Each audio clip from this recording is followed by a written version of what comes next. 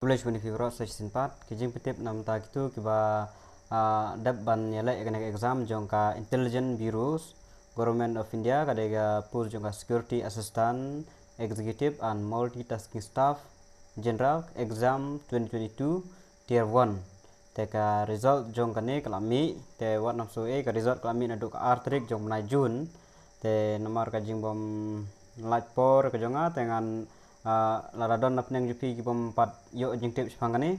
te sampai jikane video do ban hot te ka result kala pemi na duk artrik jong na June te kane ka notice kong no on the basis of written exam held on 23/3/23 exam ka badai ka apply tarik hadu sau tarik ni balai arja apply for the post of security assistant but ka way pada kadai multitasking staff general in IB. The candidate with the following roll number have been shortlisted for tier 2 exam. Kini roll number giban dengan sapan i hangne ada pimpat yoi te kidai gibala qualify nam taka tier 2 merkila pass ya tier 1 kin habane le saka tier 2 exam. Candidate would be intimate through email te ngatrai pin sayo hi ke email SMS men download di call letter for tier 2 exam. Kinsa penting yang tu kapor ke ebro ka jaka ban ne nam taka interview nam tak niki exam nam taka tier 2 exam. For the convenience of the candidate, roll number given in ascending order horizontally, and these are not in the order of merit. Tekini number kibal ai hakane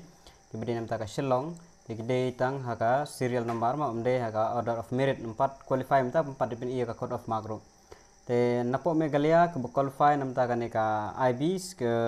intelligence bureau kidon kumba nyopo tame prapo dunal na nyopo tame te ki nombar ngan sapen i hangne sa check mapi ladap 4 page kidon kumba nyo phongut te kane ka PDF ru masabu ka link ban download sa check mapi kidon nombar jong pi uden am nombar jong pi te napo megalia ke qualify nam ta kane ka post bede po megalia kidon kumba prapo duna nyop tame. Te adap nakane benda pihak penkre itu bak qualify pihak penkre senam ta ka tier 2 te ka nam ta ka tier 2 kandon ka descriptive exam ke type ke long ba pihak ban translate kumba ya ka 500 word from local language dialect to English and vice versa naka local language ya ka English pihak penkala ya practice bahaya kata try pula tip hi te nam ta ka MTS tangka tahi pihak penkala naka English shaka local language shaka English mtan naka local language shaka English papen kala te tanam ta kini ki security assistant pandai pihak no kandan biang saka spoken ability kandan saka interview te pihak ban le bhai kini lada phi labi ikateng pi kat kum kir nomor baing tu sapen krep han kene but all the best nam ta kini bala qualify bagul pass ya ka tier 1 noka intelligence bureau. Congratulations.